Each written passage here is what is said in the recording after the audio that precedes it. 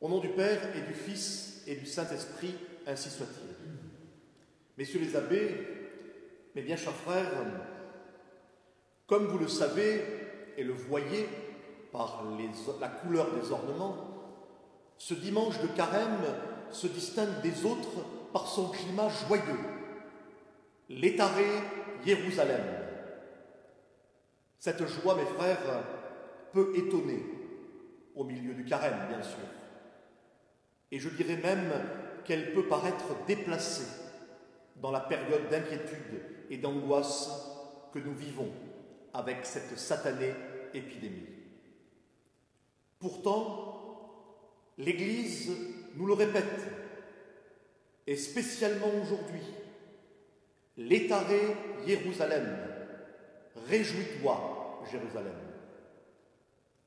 Quelles sont-elles, mes frères, les causes légitimes de cette joie? En premier lieu, elle s'explique par la perspective du salut. En effet, il ne reste plus beaucoup de temps avant que notre Seigneur meure et ressuscite pour nous, donc. Ensuite, l'évangile de cette messe distille cette joie par l'annonce du mystère de l'Eucharistie, à travers le miracle de la multiplication des pains. Ici, comme au soir de la Cène, il est dit que notre Seigneur prit le pain, rendit grâce, le rompit et le distribua. 4 étapes que nous retrouvons exactement dans la messe avec l'offertoire, le canon, la fraction et la communion. Comme pour les disciples de Jésus, l'Eucharistie nous donne à chaque communion une raison bien légitime de nous réjouir, de trouver que la vie est belle, puisque Jésus est là, avec nous, tous les jours, jusqu'à la fin des siècles.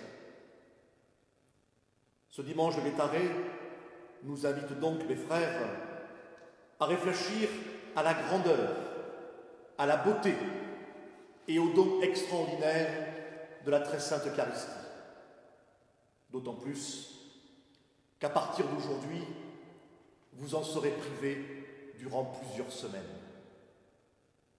Or, comme pour tout ce que nous faisons avec régularité, nous nous habituons à communier tous les dimanches, voire tous les jours. Alors, peut-être la Providence nous envoie-t-elle aussi cette épreuve pour nous réveiller, pour nous obliger à prendre la mesure du miracle. Ce pain du ciel que nous recevons, ce pain quotidien que nous demandons, le Christ ne l'a pas gagné à la sueur de son front. Il l'a gagné au prix de son sang. Cela, mes frères, ne demande-t-il pas de notre part un peu de préparation, un peu de reconnaissance et beaucoup d'action de grâce?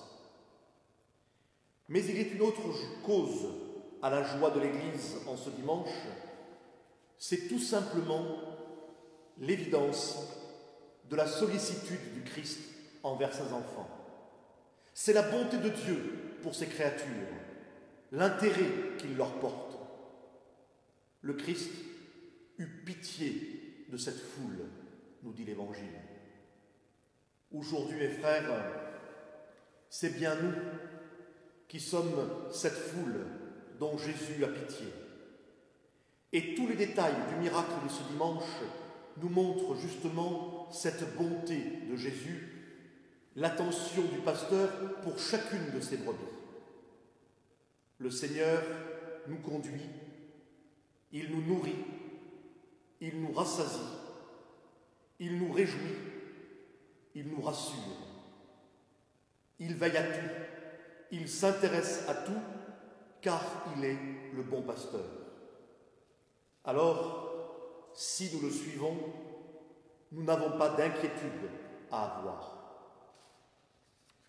Et comme à toute chose, malheur est bon, nous sommes invités, avec cette épidémie, à réfléchir finalement, aux questions essentielles.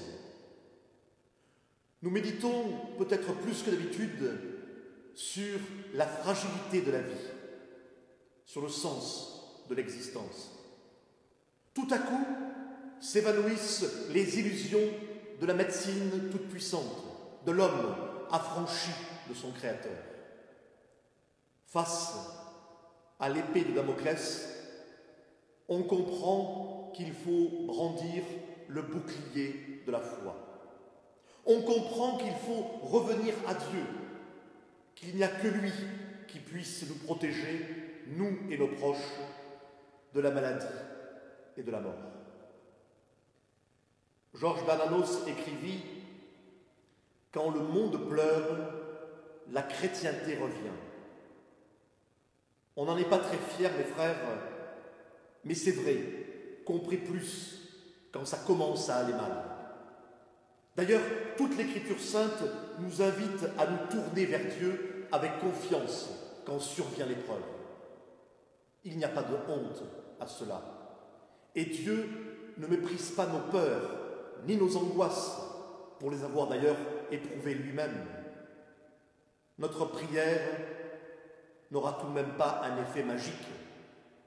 La foi la plus fervente ne protège pas automatiquement des maladies, des accidents, des guerres. La foi chrétienne ne promet pas l'exemption de toute souffrance ou de la mort.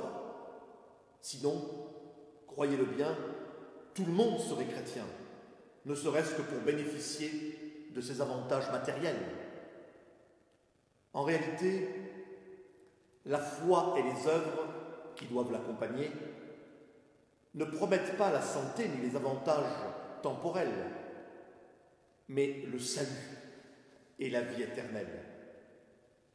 Ainsi, celui qui prie ne sera pas forcément immunisé de tout, mais il recevra des grâces de salut et de paix pour lui-même et pour les siens. La prière est-elle donc inutile, me direz-vous? Faut-il dire qu'il ne sert à rien d'aller à la messe, ni de recevoir les sacrements? Évidemment non, et cela pour deux raisons. D'abord parce que la prière nous unit à Dieu. Elle nous donne la paix et la confiance. En ce sens, elle est donc toujours nécessaire et efficace. Ensuite, parce que la prière et la pénitence peuvent nous obtenir des miracles. Le cœur de Jésus est sensible à notre peine et sa sollicitude nous préserve parfois des maux temporels. Ce sont alors des grâces spéciales que nous recevons et non pas des calculs mathématiques. Si le miracle n'est pas garanti, mes frères, il est donc toujours possible. Alors oui, redoublons de ferveur. C'est le moment de réaliser qu'il nous faut combattre davantage contre la tiédeur et le péché. Car saint Paul dit, c'est par le péché que la mort est entrée dans le monde.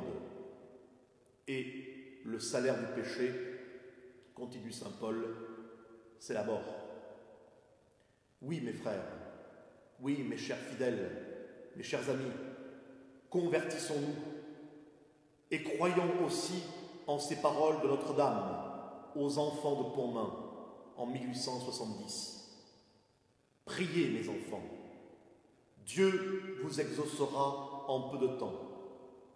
Mon fils se laisse coucher et le village fut préservé de l'invasion prussienne. Que Dieu nous garde haut les cœurs. Au nom du Père et du Fils et du Saint-Esprit, ainsi soit-il.